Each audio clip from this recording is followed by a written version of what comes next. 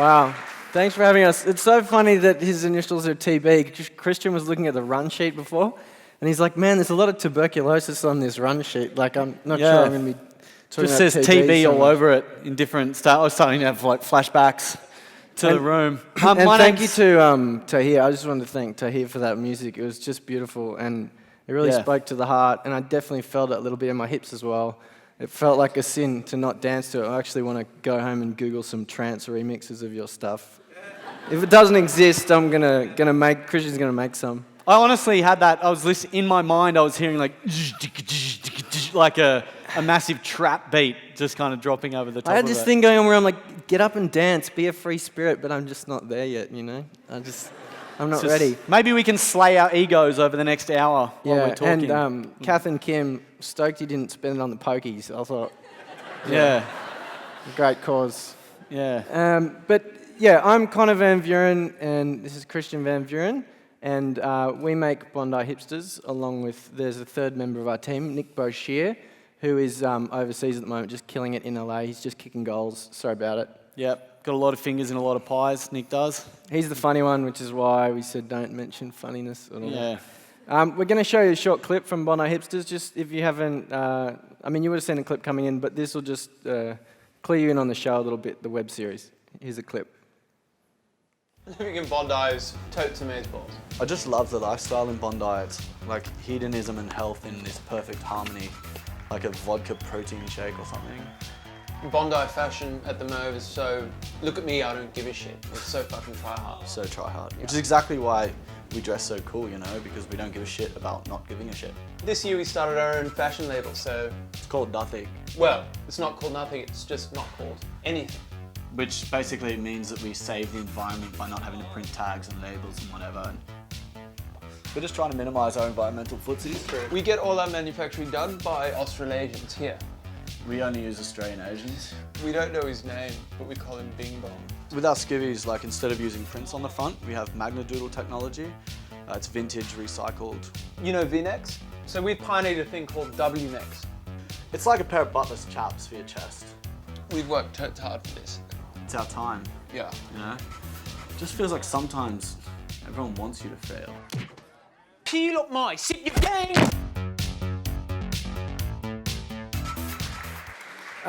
So yeah, we're here tonight for hipsterism. Sorry, we don't look like hipsters, but we were hipsters way before you even knew it was a thing. So we're going to be talking about our journey, our creative journey as brothers, which has taken us from a 3x4 metre hospital room to the heights of minuscule budget television on ABC2. Where do I need to point this thing to get it to fire? Low batteries. Oh, yeah. this is we're not getting paid for this. No one from this club makes any money. So we're here just to make you like us. We're here for the ego boost. There's something great about doing a presentation where it's kind of a one-way exchange. You're not allowed to say anything, so you just kind of have to, you can't really call us on our bullshit, which is good. You know how people always go, oh, it's really humbling to be here. It's not humbling. It's never actually humbling. quite an ego boost. Yeah.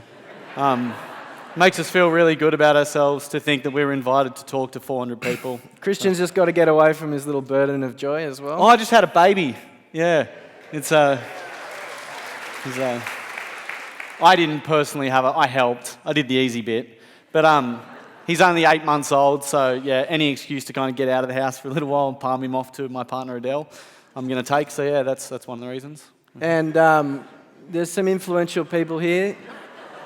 We're always kind of auditioning for the Illuminati, so... So if anyone is in the Illuminati and they want to give us a golden ticket to join, feel free to come up afterwards. The other thing, Claire, the CEO of Conscious Club, was very clear. She said, don't do a keynote, but I don't think she understood how awesome we are at them. You see that rotation? I think we were thinking about what we could talk about here that would be relevant to everyone, and so we wanted to talk about our process and the story that we've been through to creating together, and that actually story begins all the way back at childhood. Yeah, this is Christian and myself. As you can see, we got along very well in the early years. Christian was He's a very lovely kid. He was really into music, and he's a very creative spirit. Yeah, I was on a music scholarship at school, and I used to sing in choirs and do a lot of kind of stage drama performance stuff. And I kind of grew out of that as I got older. Just, sometimes when you're a kid, people tease you about things. It's not an unusual phenomenon, but as you can see, as Christian took more pingers, his niceness to Connor declined. So they're relative to each other. So we grew further and further apart. Boom. Just putting it out there. Just putting it out there. On into adulthood. Yeah. I started working as a stunt performer in film and television. I also did work at some theme parks. I was like SpongeBob SquarePants has a friend. I didn't have the legs to play SpongeBob SquarePants, but I was a starfish, so I kind of... So when somebody tells you they're a stunt man, they're not necessarily getting blown off off roofs in action movies. They can just be SpongeBob SquarePants' best friend. Yeah, but I was working on set, and it wasn't very stimulating creatively. I worked on The Hobbit for a few months, and the most dangerous thing I did was like probably 6 or 7 Tim Tam Slammers every day at the catering tent. And 3 weeks of that adds up. Christian was working in advertising. Yeah. I did a string of kind of jobs. Connor and I kind of grew apart. That just happens due to that coolness chart that we showed before. But it can happen with siblings where they just kind of become the person that stands between you and the bigger bedroom, or the first person to get the food on the plate at dinner. And Christian tried to punch me in the face once. He was really drunk, and he tried to punch me, and it was like this slow. It was like, and he left his face like there, and it made me feel like Spider-Man. It was really cool because it was such a He slow didn't hit me punch. back. No. But yeah, so we weren't real close around this stage, which is what we're talking about. At this time, I was working for a company called JC2Co, selling bus shelter advertising. And I'd just kind of done that thing that, I don't know, a lot of people have probably done it, where you're just kind of upgrading your jobs as you're upgrading your lifestyle, and as you're inheriting a bigger apartment that costs more rent, or a bigger car that costs you more money, and a phone bill and a this and a that. You just have to kind of keep stepping up your job so that you can earn more money to pay for all that stuff. And it was around this time when I was working for Deco, I went on a holiday with a friend of mine. We went to South America and travelled around, and at some point during that holiday I got quite sick. I picked up a cough, and I started getting night sweats and losing weight. And I came home from this holiday, and a couple of weeks after I'd been back, I was out on a client lunch with some clients who just spent a lot of money with us on an ad campaign. And I started coughing, and the cough kind of felt a bit different to the cough I'd had over the last couple of weeks. It got all croaky and crunchy, and I kind of removed myself from the table and kept coughing. And then I felt my hand was kind of getting wet, and I looked down and my hand was covered in blood. And so I bolted to the bathroom where I proceeded to kind of cough about 1 litre of blood and tissue into the sink there. And I had this like Spider-Man moment of like where time froze kind of thing. And I had this very distinct memory of like, when have I seen somebody cough blood? It's been like, there's that dude in Braveheart who gets shot in the chest by an arrow. People, when they get zombie disease, they start coughing blood. Nicole Kidman, but she was a 17th century prostitute and she died. That wasn't great for anyone. And I was thinking, this isn't good. So I pulled out my phone, I called an ambulance and ran back into the restaurant and gave my phone to a client. And he was talking to the ambulance, going, he's coughing blood, I don't know what's going on. It was a big scene. Everyone in the restaurant thought that there was glass in the food. And I got into hospital and they quickly chucked me in for an x-ray and they said, oh, you've got a hole in your lung about the size of a 50-cent piece. And I'm thinking, lung cancer, lung cancer, lung cancer, fuck. I should have taken those notes on the ciggy packets. There was some subtext there. And it turned out that I got tuberculosis. And at first they just thought it was normal tuberculosis, which means you kind of spend a few weeks quarantined and then they send you out for 6 months worth of medication. But it turned out to be multi-drug resistant tuberculosis, which is a giant stitch-up. And I ended up having to spend 6 months quarantined in hospital and then get treated for another 12 months after that. But it turned out to be a really positive thing. Quarantine is boring as batshit. There's nothing to do in there. So I kind of just started making videos and they ended up going on YouTube. We're going to play you a clip. This is kind of like the third video I made in there, and this is the kind of one that blew up and got passed around the internet a lot. It was about 55 days into quarantine. Last time we caught up, I told the world about how I got sick.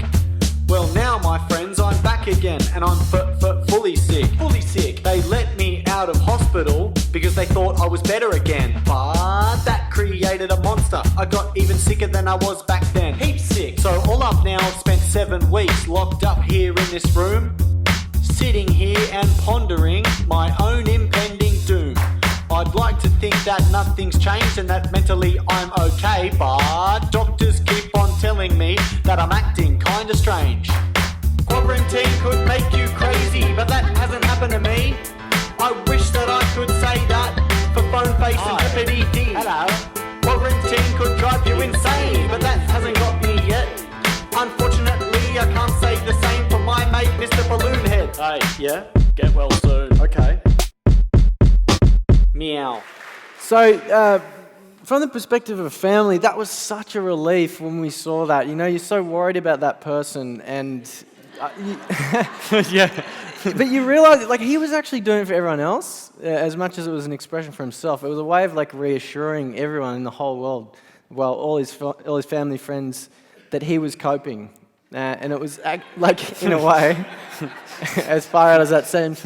But I also smelled a certain opportunity. I went to film school, and I was usually making, like, short films, neo-realist black and white pieces about clowns flipping pancakes in an existentialist fashion. No one was watching anything I did.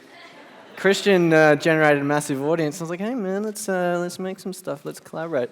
Yeah. So we started to create together in hospital, and our friendship. We were always brothers, but we weren't always friends. And our friendship really blossomed from there. And we spent hours inside the hospital room. Yeah, just the kinda making doctors. stuff. The doctors said I wouldn't recommend anyone comes in for any longer than 20 minutes, and Connor was coming in there for 5 or 6 hours at a time, filming stuff. I was going, it's all right. He's a stunt man. Don't worry about it. He'll be right. And we started filming stuff together in there. It actually turned, the whole hospital experience into a really positive one, because through this kind of portal on my laptop, I got connected to all these people from around the world. And so all these other people started reaching out to me going, oh, hey man, saw what you're going through in hospital. I'm going through a very similar thing with cancer, or I find myself isolated in my own life because I hate society, or whatever it might be. But people were reaching out to me, and I started to understand how lucky I was to be there receiving the treatment I was receiving. And it just kind of put a real positive spin and gave me a great perspective on the whole thing. And, I imagine it would have been pretty strange for the old people next door when it's late at night and we're banging around and Christian's rapping, and the nurses, like, a lot of the nurses actually became fans of Christian and started following him online. Yeah. Now, lots of people from the hospital would start to be like, oh, when's your next video coming out? And we kind of literally turned this hospital room into like a film studio while we were there. But I was spending way too much time in there, and at one point, I remember I sneezed once and a bit of blood was in the tissue. And I was like, Christian, I think I got TB, man. And he's like, I'll show you TB. Yeah. Just painted a sink red, and I was like, that's TB, man. Yeah, no. Yeah, but then when I got out of hospital after the 6 months, Connor and I had so much fun making all this stuff together inside hospital that we decided to keep it going, and we entered this film contest called the 180 Project. But we actually crafted this idea of, like, a guy who's working in advertising, living this kind of fast-paced advertising life, whose life comes to a grinding halt when he's quarantined in hospital, and he's kind of escapes into a fantasy world through his laptop. And we shot a pilot for it that we got given a budget of $180,000 to do for MTV. But the idea was Sick. Yeah, it was called Sick, and we kind of wanted to physicalise all these online environments. So, the character Chris, he escapes into this world of the internet to get away from the reality of his disease. And so we actually created the online world in the world of the film. And we brought things to life like Facebook and YouTube and the Warcraft video game. And for us, it really became this exploration as well of... That's the Warcraft thing. Yeah. It became an exploration of, I guess, mainly morality online, because as we were showing the online world, it's such a wild west, and there's not a lot of rules, and there's not a lot of restraint. And how do you act in that environment when there's this distance between yourself and another person on the other end of the computer screen? And also the different people that, a lot of people are one person in the real world and they're an entirely different person online. And for some people, they really get to be their true self online, and the person they're forced into being by society is someone who they're really not in the real world. And I think that that's kind of like quite applicable. That's video game running. He's learning how to run. But that's quite applicable to a lot of us. I know that, like, in the way that we use Facebook, is everybody kind of amplifies the 10% of themselves that they like on Facebook, and you kind of end up curating your own life and advertising that to the world. So this was kind of our way to explore all that stuff comedically. Yeah. All right. So we did all that while Christian was suffering all these side effects from taking these crazy medications, these antibiotics. I don't know if you guys are here for the gut bacteria talk, but Christian has no gut bacteria left. There's been a gut bacteria holocaust in there. But he was basically suffering these side effects while we were writing. The big one was this cycloserine, which is the second drug down. Anxiety, confusion, depression, drowsiness, headaches, disorientation, suicidal tendencies, hyper-irritability, aggression, all the worst things for you to be like having a writing collaborator going through all those things with you together.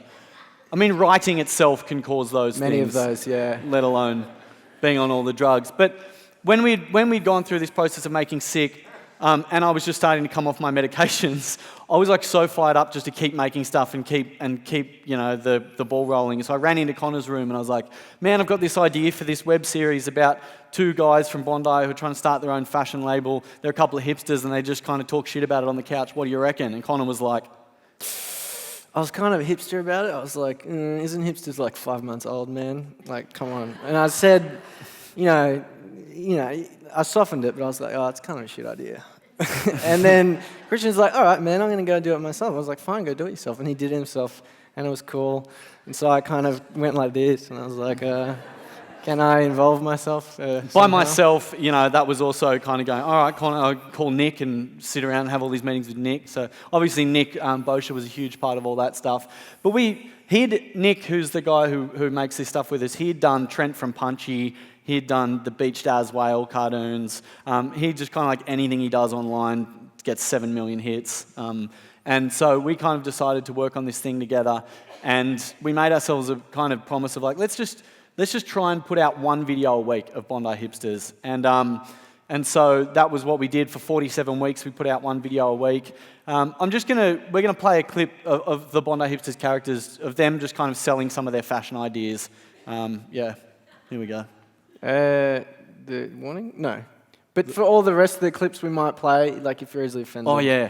If you're easily offended, just look away for the rest of the clips. There's some mild nudity from here on throughout things. But there was a lot of mild nudity in the background images. There were a lot of butts there. Yeah, there were heaps of butts popping up. That's fine. Yeah.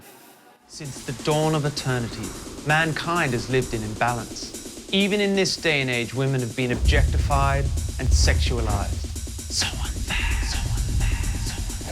Why should they get to have all the fun? I give you the W neck. The male nipple has no purpose, well, except to be flaunted. So go on, flaunt it, boy. Flaunt it, boy. Flaunt it, I give you the X neck, the Y neck, the XYZ neck. Men are tired of being judged for their wits, personality, and guitar playing skills. Check out my pecs, not my pay pocket. Introducing Windows 9.5. 9.5 windows to the male body. Biceps, angel wings, snake bite, butt cleavage, pituitary gland, lumbar spine, inner thigh, vas deferens, deltoids, and my personal favorite, the throat. Introducing Y-leg jeans. You've seen side boob, side bum, but nothing will prepare you for side bum, side bum, side bum. Sorry about it. Today we're offering you the opportunity to get in at the ground level. The brand is looking for an investment partner to help fund our fashion launch. And who better or more ironic to fund up-and-coming artists than Philip Hunter and Bly Investments? Look, I know what you're thinking. 2 cuts from Bondi, edgy fashion brand. This shit can't fail.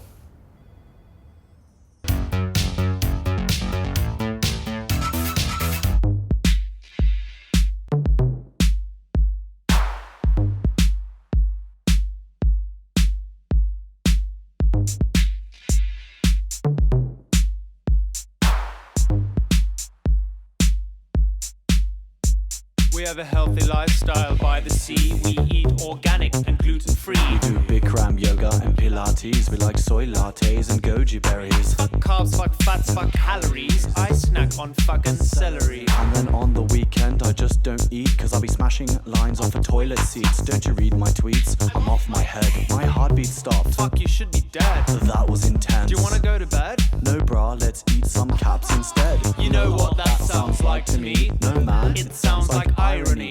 Hey man, if we just found irony, Do you know how ironic that would be?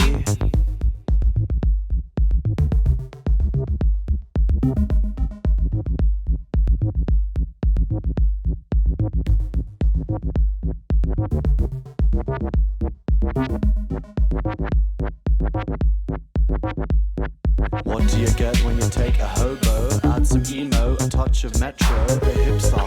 I'm not one though. No way, you don't know me, bro. Shopping at garage sales is really cool. Hey man, look at that, it's totes old school. Who are you kidding? Not a chance. I get all my cool shit from General Pants. Hey Adrian, bruh, you got a smoke? Stop scabbing, Dom, it's becoming a joke. Come on, bruh, I'm always broke, but I got $3.50 for a bag of coke. You know what that sounds like to me? No man. It sounds like irony. Hey man, if we just found irony, do you know how ironic that shit would be? Can I get a 3/4 double shot 50/50 decaf soy latte with 1 1/4 equals in a takeaway cup? Make it bon soy.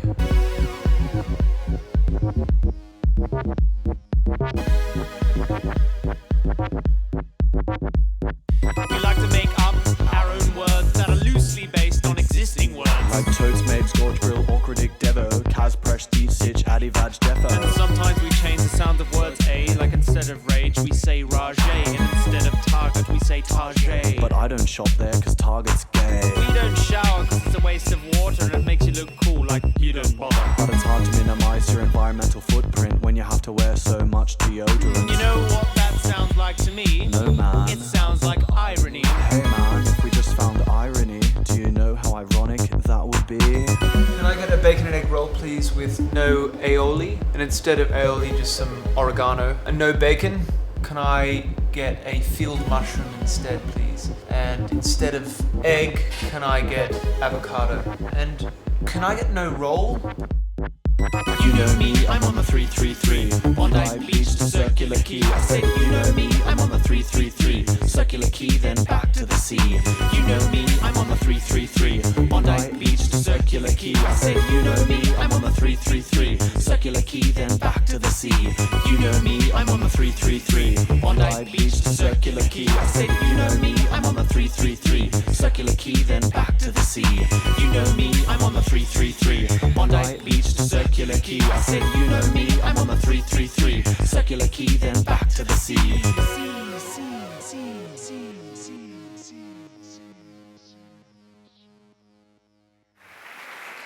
So for us, Bondi Hipsters, it started out as this kind of, a bit of a joke on the local area and, these people from Bondi and the kind of trendy young lifestyle. But it became more about we realised the core comedic idea of it was like taking the piss out of people who feel like they're making the world a better place, but who are clearly part of the problem. Now, for us, Dom and Adrian, everything we crafted with those characters, we tried to tie back to that. It means that we could kind of play into people who are like pseudo-spiritual, that go on about spiritual stuff all week, but there's smash bags of rack on the weekend. And, people who do ayahuasca for the sake of talking about what a wonderful journey that is, whilst ignoring the fact that they've just been shitting themselves in front of all their friends for the weekend. We bet you don't, I haven't tried ayahuasca, but I bet you don't clean it up yourself. Like, I bet you go and you do this ayahuasca experience somewhere and you shit yourself for ages and then someone else has to clean it up. And you're like enlightened and lofty and then not, yeah. We don't know, we Sorry haven't to all the actually people done who have tried ayahuasca. The other thing about these guys is that we decided that they want to be world famous, but they want to be world famous for being underground.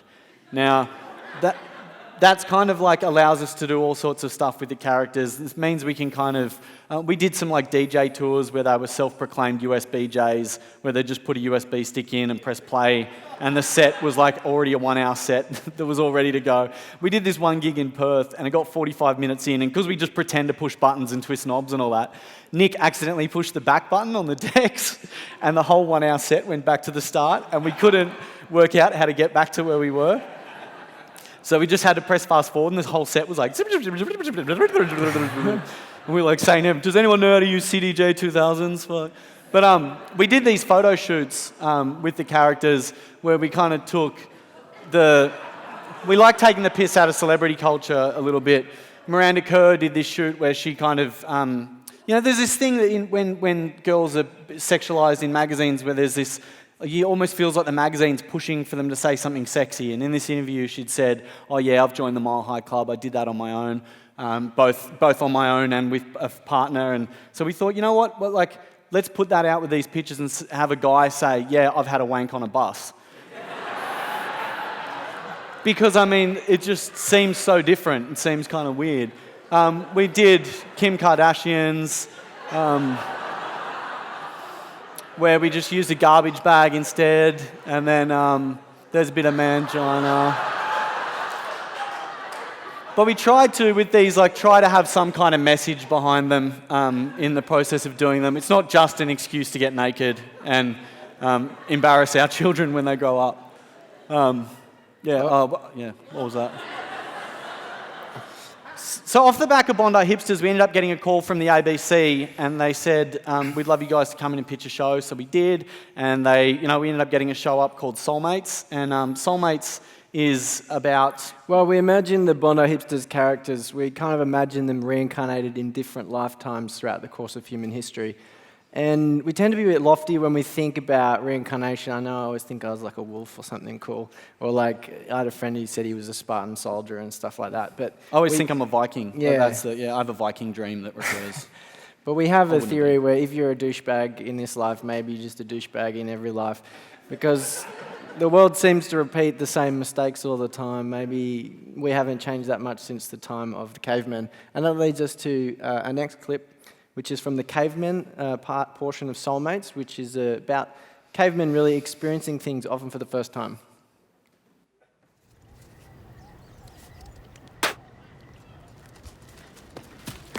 Rocky, I've just discovered the best thing ever. Better than this? Way better than that. This actually does something. Trust me, Rocky, you have never experienced anything like this in your whole life. What is it? It changes your whole perspective on shit. Oh my God, this is crazy! Keep it going. And stop now. Now try and walk. Oh, but this is amazing! This is amazing! Woo! That's the best thing ever! You want to Hey, Stixie, you want to go for a spin? Nah, I don't reckon I will.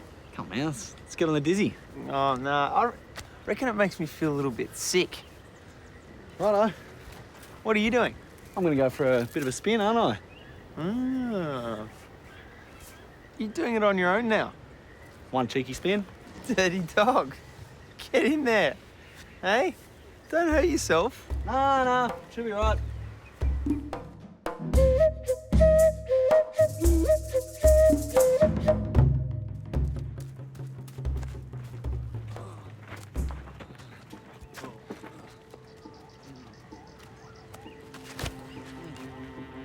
Rocky, don't you think you're overdoing it a bit on the spinning thing, mate?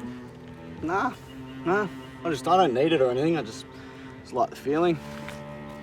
I just think there's something to be said about a bit of balance in your life, you know? What are you, my dad? Do I look like your dad?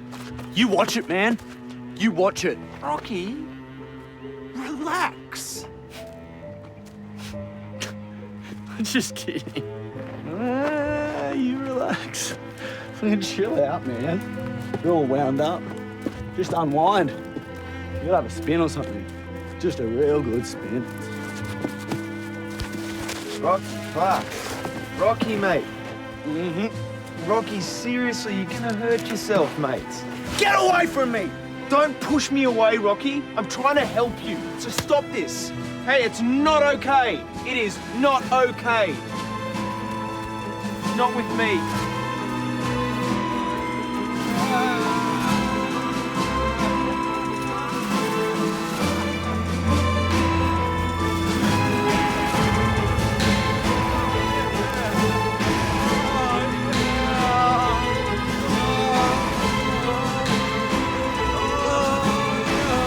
There's more to life than just chasing the dizzy, Rocky.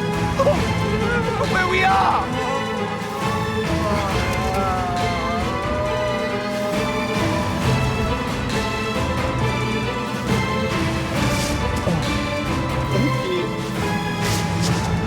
Look what you're doing to yourself,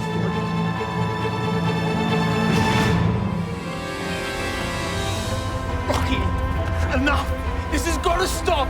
Your addiction ends here! I need this! We were happy! We were happier when you weren't spinning!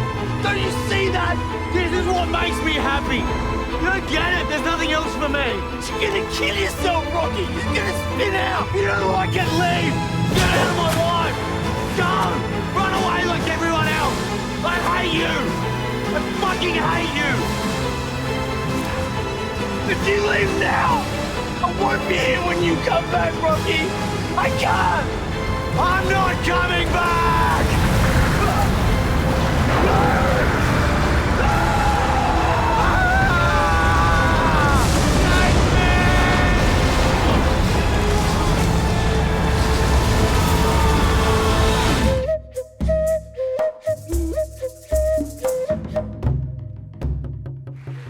I don't know if you picked up on it. There's a bit of a subtext running through that. It's not just about spinning necessarily. One of the themes throughout the show that we wanted to play with in Soulmates is like toxic friendships and toxic relationships, and we've all got these people in our lives who, whether it's the right thing or the wrong thing, they're these friendships that might be.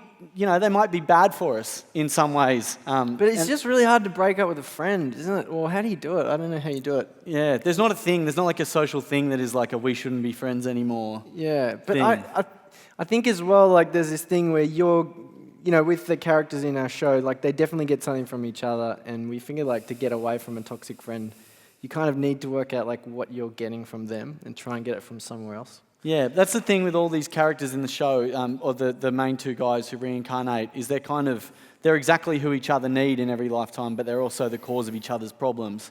It also gave us the opportunity, having them reincarnated in different ages, to play with different genres. And Christian and I have always been into these like 80s, 90s action movies. And one of our stories is set in 1981. It's a couple of Kiwi assassins. The idea came from just the idea that, it sprung from the idea that Kiwis are just wonderful, lovely people with very sweet accents, and it's just kind of funny to see them as assassins. And Nick, who's our other collaborator, he has a particular obsession with the New Zealand accent. He did The Beach Says Whale. Our mum's Kiwi, so any opportunity to rip on the Kiwis, we'll jump on. Yeah. I remember I went over there and I'd hear on the radio there'd be an ad and it's like, if you like beating Australians, you're going to love this toothpaste. Like there's a certain like little brother syndrome thing going on. So that's what we kind of played with Kiwi Assassins. We're going to show you a clip from Kiwi Assassins. Our national security is under threat. The Australians are attempting to steal our technologies, people, products, and ideas from us and claim them as their own. Operation Big Brother is our biggest offensive to date. We're sending a crack team of Kiwi secret agents into enemy territory to do whatever is necessary to prevent Australia from laying claims to our patents and protected people of interest. So what do you say, Mr. Finch? You want to help save your country? Or do you just want to go back to killing possums? I think I can balance the two. You're a flippin' psycho. You got a screw loose. And you're a potential risk. I've seen your desk. Paper clips and whatnot strewn about willy-nilly. You're out of control. Got no control, huh? I've got heaps of control. Watch this. Roger! the bloody hell did you do that for? Oh, I'm sorry, Mum. I was trying to kick the ciggy out of his mouth, but he moved his head. He didn't flip and move. Yeah, he did. No, he didn't, Roger. You just didn't see it. Oi, have a free kick. Go on. Sorry, Mum. You can kick me back.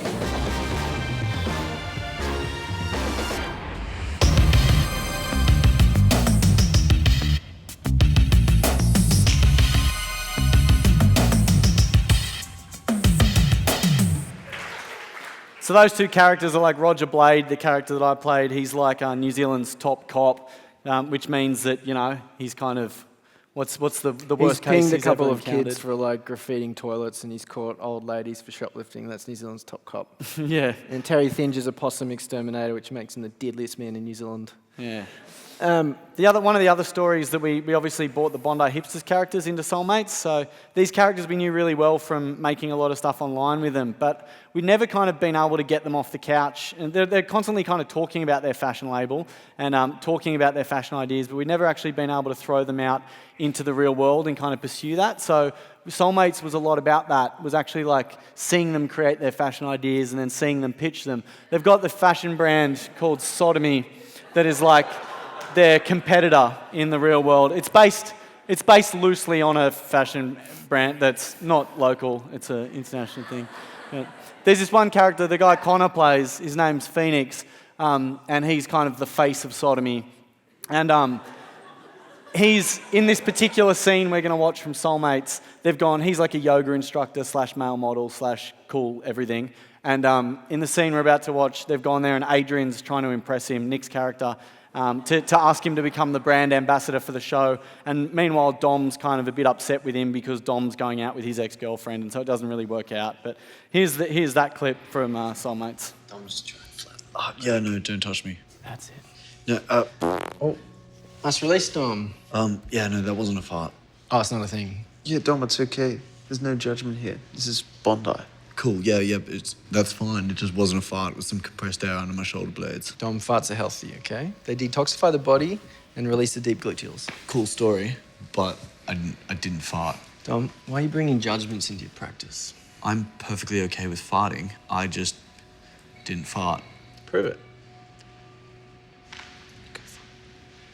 Just prove you're okay with farting. But I don't need to fart.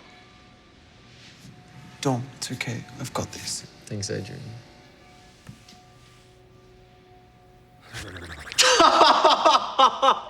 What the fuck? You weirdo! It sounded like his asshole had a mouth.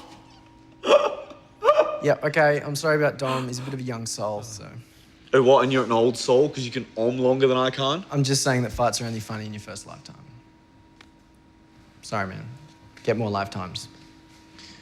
No judgment in Bondi. You fucking try hard, dickhead. Look, we only have 500 bones to offer you, but would you be the brand ambassador? Is that what you both want? Because Dom's aura is a little bit like... Yeah, no. Dom's fine. He's my bestie, and he's actually a really, really creative guy, and he's just as keen to have you involved as I am.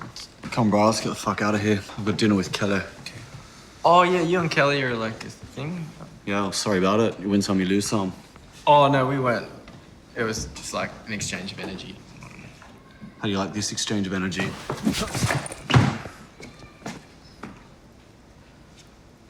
Should we...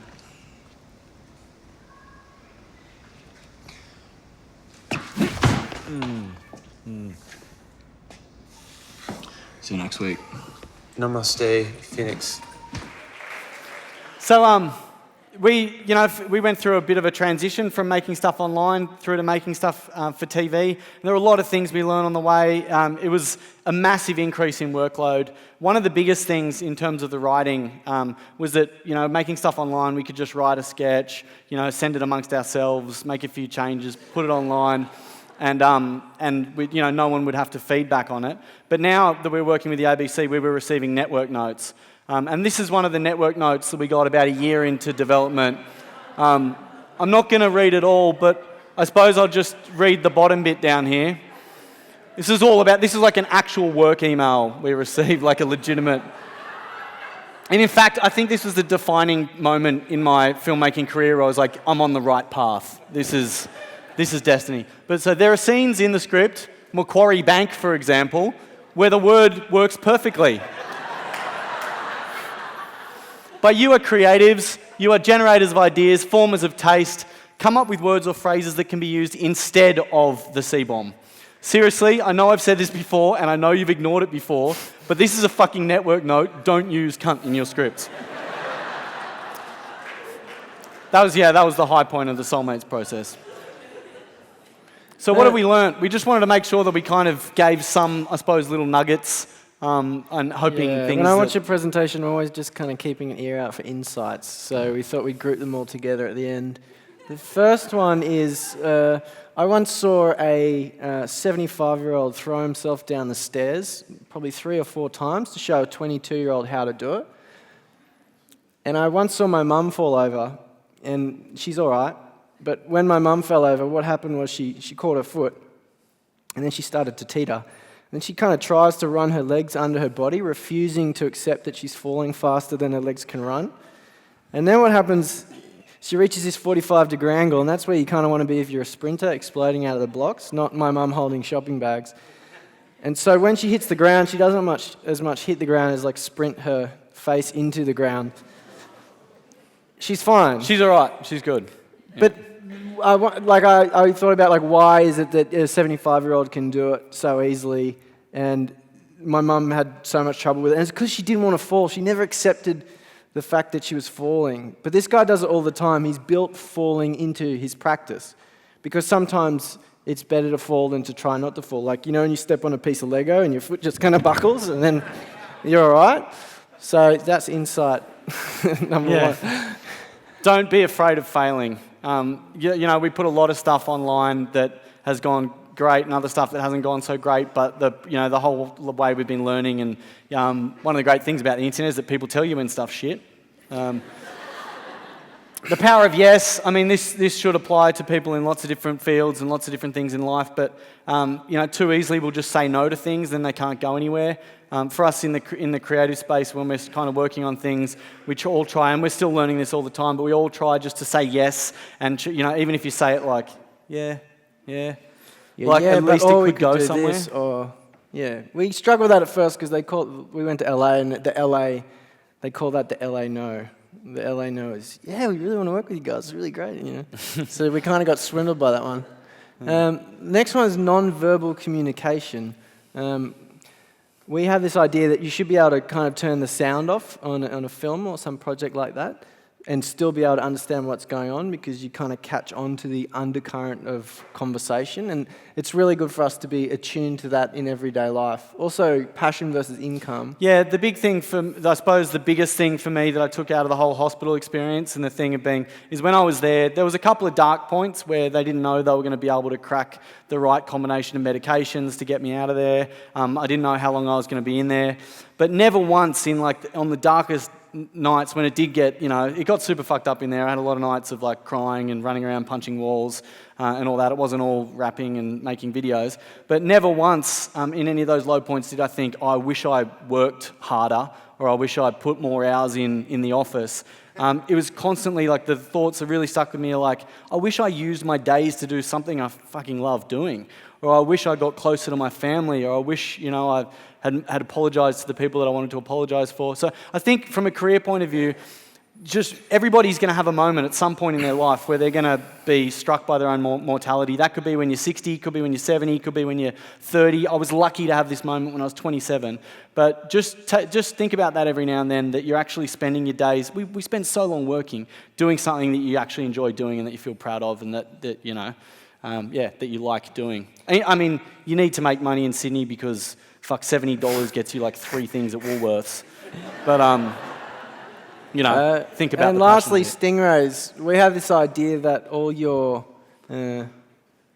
characters should be like stingrays. I don't know how often you guys go to the aquarium. I get it. There'll be days when I don't go where I'm like, fuck it, I'm too tired. But my favourite thing, without a doubt, at the aquarium, other than the sea sponges, obviously, are the stingrays. I guess because they've got emotional depth. Like on top, they're very serious, and then underneath, they're like, no. And we think characters should be like this. Like all characters should kind of have two sides to them, and on screen that kind of comes off as depth. But you get a lot of mileage in terms of story out of having characters that have these two layers to them. I once went to a screenwriting workshop by this guy called Michael Haig, who wrote a book called Writing Screenplays That Sell. And he had his theory that I thought was really profound, so I'm going to share it with you, even though it's his theory. But the idea was that characters have an identity and an essence to them. So at the start of a film, they'll be living in their identity, which is, I guess that you consider that the ego, how they present themselves to the world. And laying dormant, they have this essence, this true self. So they live in this identity, and then there's some inciting incident, some external pressure that forces them to move closer towards their true self. And then throughout the film, they'll vacillate between their essence and their identity up until the point where there's a climax where there's essentially a death of their own ego. And at the end of the film, they're able to kind of live in their true identity. And the identity part is like really safe, and the essence is really scary. And I remember when he was talking about this, I thought, wow, that's really it's really interesting. Like it's possibly spiritually true to apply, and you can kind of apply it to everyone. But when we think about Christian story, we kind of thought about it in those terms. Like here was this guy who was living this fast-paced advertising life, this kind of party hard life.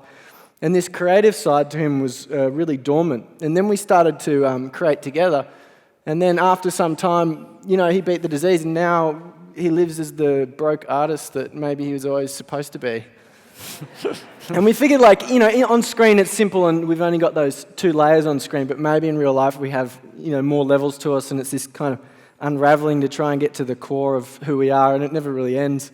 And sometimes comedy, it's never really resolved. But the way we think of it is, film is very wasteful. It's a very wasteful medium, but the great thing about it is it's essentially a way of physicalizing inward change.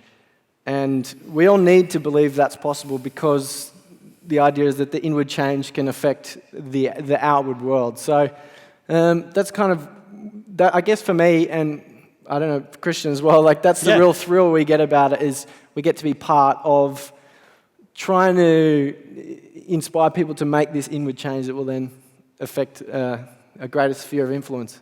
Yeah, and maybe that's through a joke. Did that make maybe any that's sense? through a story. Yeah, no, it got deep real quick. It got real quiet. Okay. Yeah. And look, maybe nothing is anything, and we're all just holograms living a fucking holographic reality, and none of it's anything. And if you're from the Illuminati, come and hit us up. I think that might be a thing.